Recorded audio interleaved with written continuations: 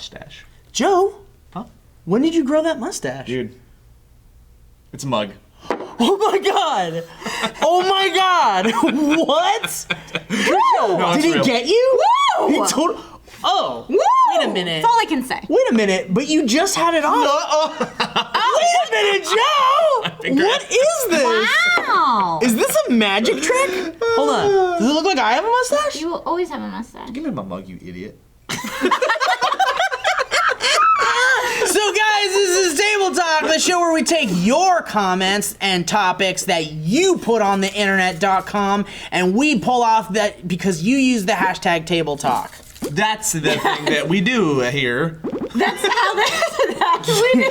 Hey, Guys, that's the thing that we do check here. this out. My shoes got sunglasses. His shoes do. Is that how you have rock? some- That's how you hold your sunglasses?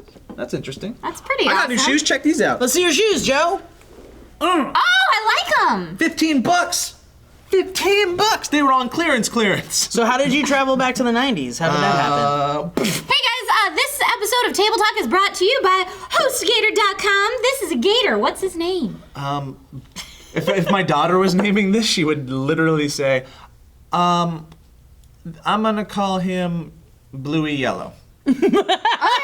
Bluey yellow. She names everything by the color. It's great. So Bluey Yellow has joined our offices recently and had a little bit of fun around the office. And for those of you unfamiliar with HostGator, HostGator.com is a site you can use to host and build websites and all that fun jazz. It's super easy to use, so easy that we made a site, nerdygator.com, that you should probably check out, where Bluey Yellow over here does weird stuff in our office. And if you guys have weird stuff in your mind space that you want to put onto a website, you should probably go to hostgator.com.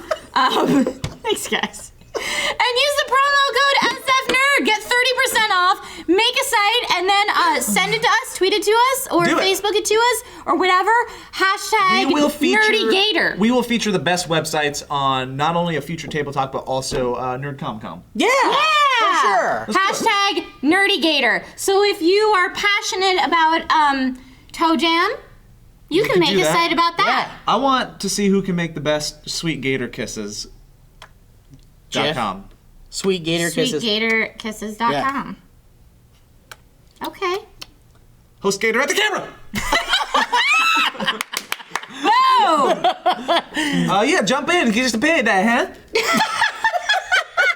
Get us a bay hat, man. Drunk today. All right. Malio says, or Maliot says, what show or movie villain do you hate the most? It's hard because I love the really good villains. Well, I think a good villain you truly do hate. Like, I've been in movies, theaters, and television shows and everything, and there's been times where I've had an emotional response that is just so livid to the character that's on screen. Like, I hate him. Like, I hate that person like they truly exist. And then after I sit and I simmer on those emotions for a second, I'm like, oh, I hate him because he's doing so good. Because he's a great actor. I Yeah. have two that immediately come to mind. Okay.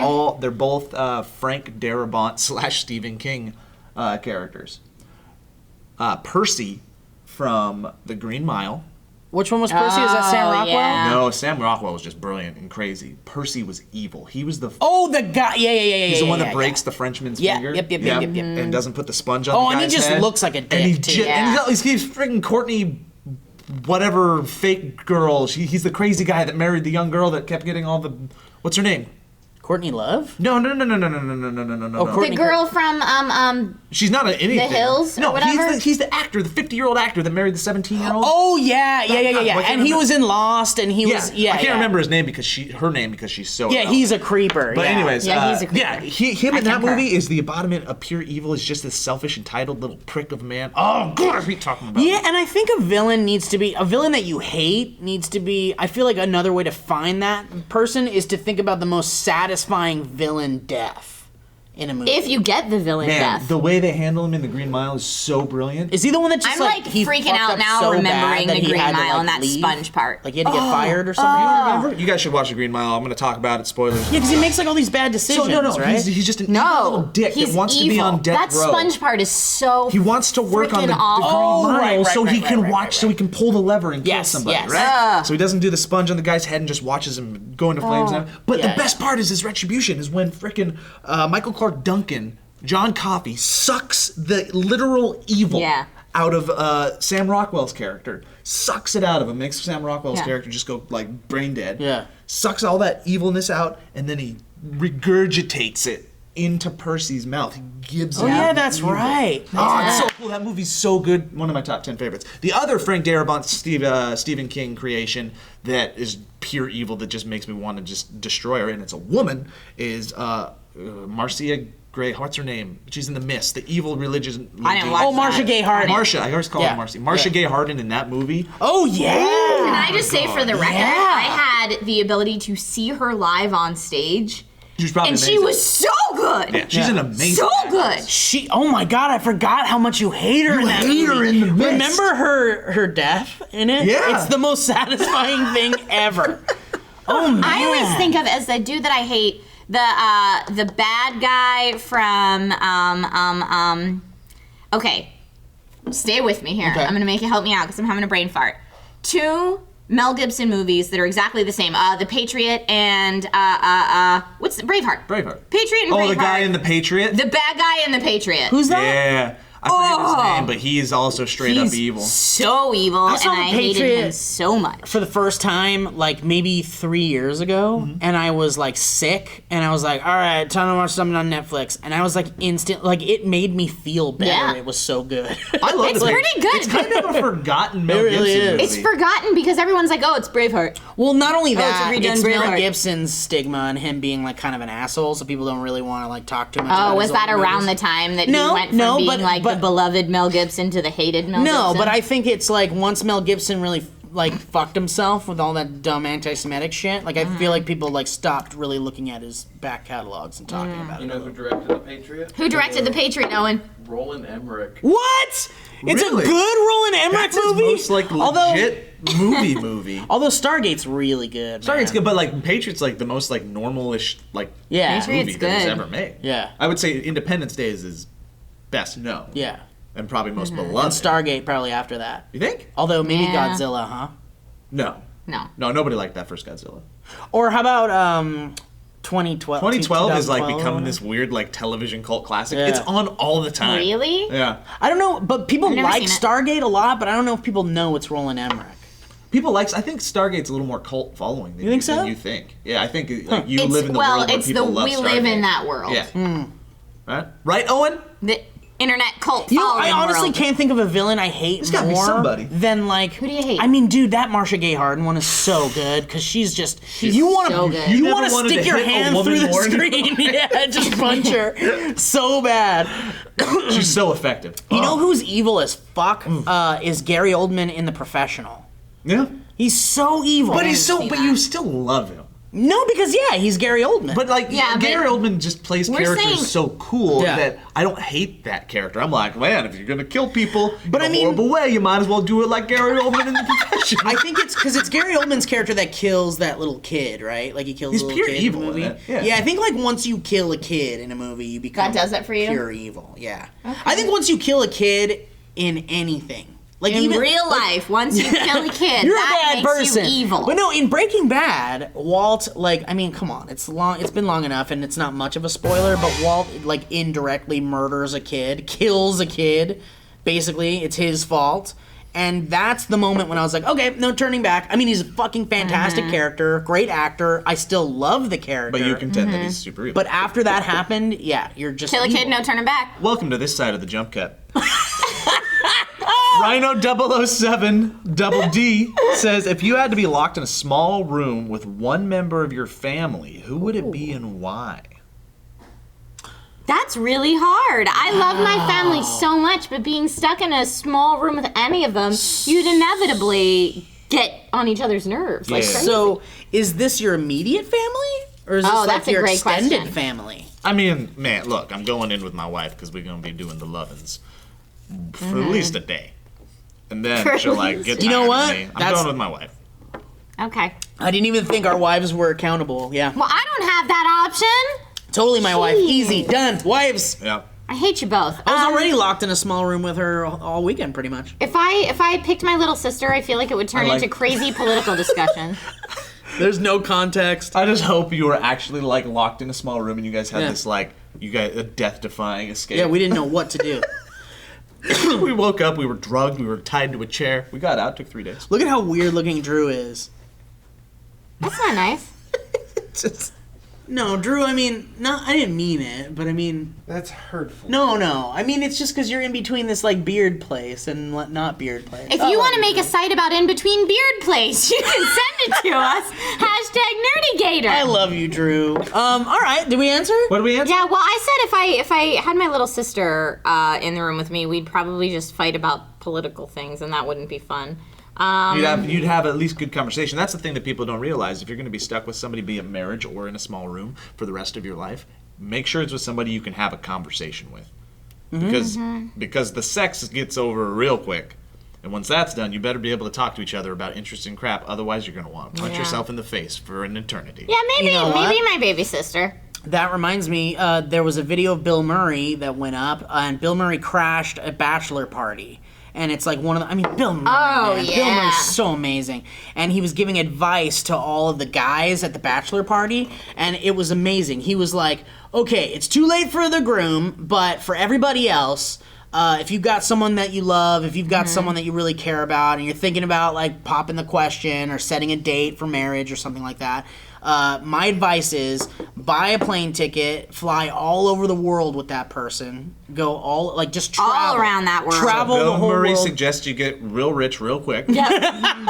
Find all that free time that Screw you the have. money you were saving for the ring and the wedding and the honeymoon and all that, and just fly around the world. Well, Bill Murray's been rich for a very long time, so he doesn't understand. He doesn't understand the lower not class anymore. rich. He doesn't understand what not rich is.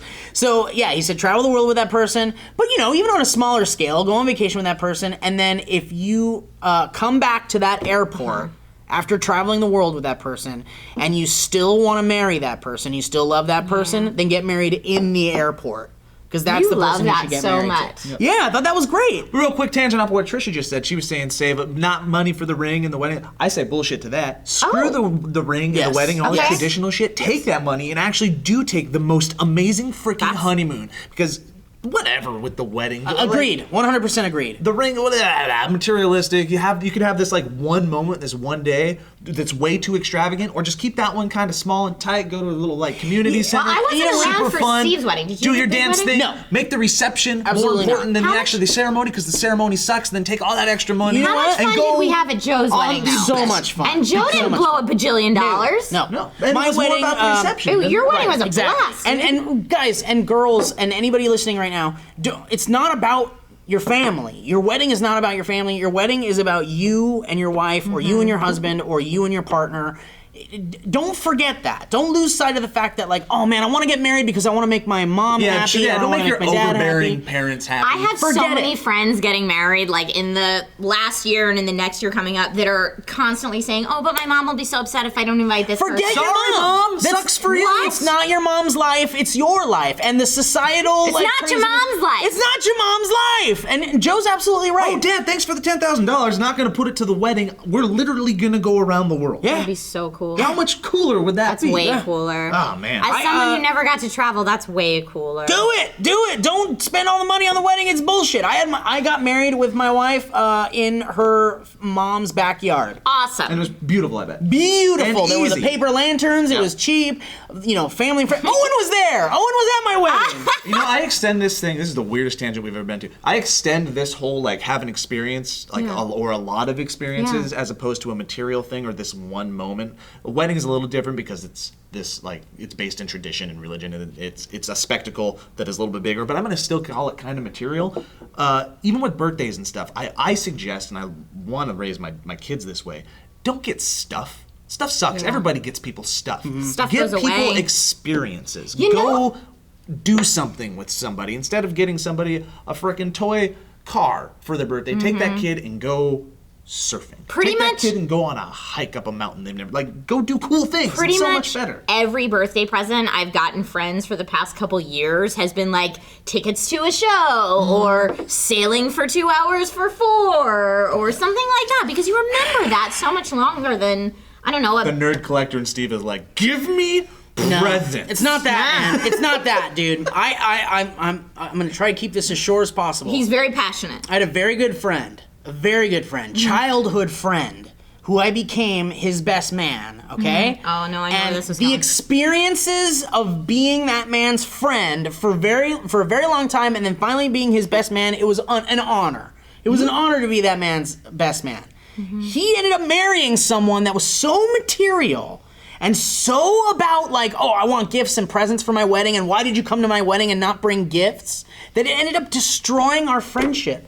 Because that became more important to her than the experience of being the man's best man, emceeing their wedding, taking care of the best man's brother and paying for his bachelor party fees and all that stuff, and just making it one of the best experiences I possibly could from the best man's perspective for the groom. And that wasn't enough for his wife to accept as a gift and work and the experience of the wedding. Everyone who came to you have to remember that when you go to a wedding, not only are you there to just be like the filler and that, you're there because you accept that wedding and you accept that bond, and you're there. You're endorsing the union. Yes, it's the support of the union, and a lot of times that should be enough. It doesn't have to be about material possessions. It ruins friendships. Well, really but does. I think in this case, you gave a gift that no one else could give. You can't just go to Amazon registry and get freaking awesome time at wedding. It's true. You're right. You can't pay for that. Worst answer ever. Okay, last one. Sorry, editors.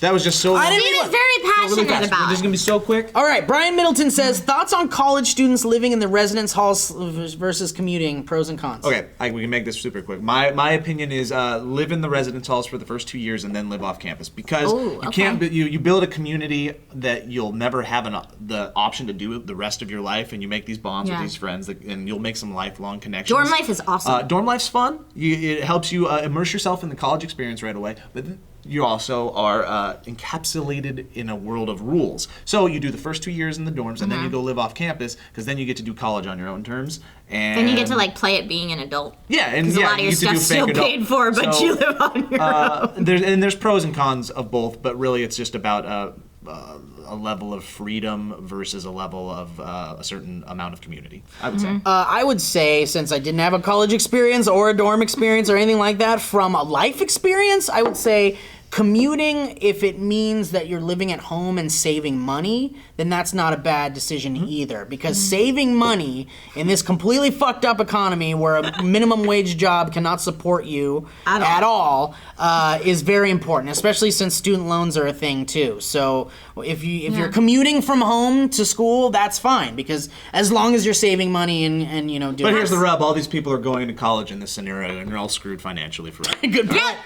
I'm gonna second what Joe said. I think that's pretty much what I did in college, and I think that was a smart decision, because yes, you get that, oh, I'm so scared to leave home and I'm living with all these new people.